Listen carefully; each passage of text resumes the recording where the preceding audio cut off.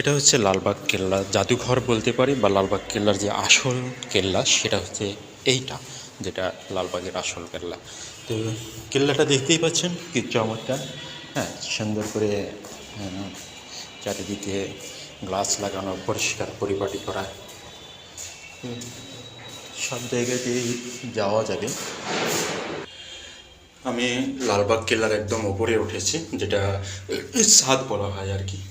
তো ছাদে উঠে আমি আর যেতে পারলাম না, কারণ গ্লাস দিয়ে দিকে আটকানো এবং তালা দিয়ে লক করা।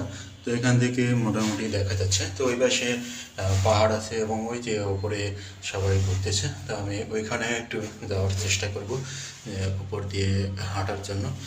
এখানে সিঁড়ি দিয়ে উঠেছি উপরে, এখন নিচে নেমে চলে যাবো। বিপজ্জনক খুবই একটি জায়গা, ধরার মধ্যে কোনো কিছু নাই, দেখতেই পাচ্ছেন আস্তে আস্তে নামছে।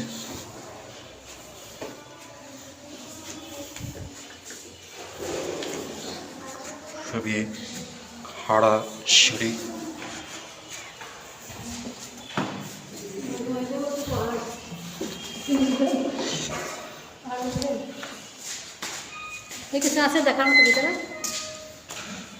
এটি হচ্ছে লালবাগ কেল্লা বা লালবাগ জাদুঘরের মূল যে আকর্ষণ, সেটি এখানে তিনটি জিনিসই দেখার মতো আছে। তার ভিতরে এই লালবাগ যেটা জাদুঘর বলে বা লালবাগ কেল্লা, এটি হচ্ছে মেইন লালবাগ কেল্লা।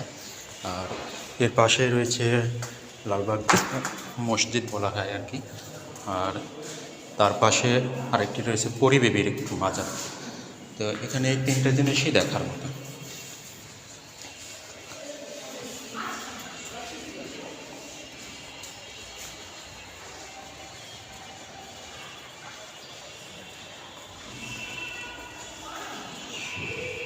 গেট দিয়ে প্রবেশ করছিলাম।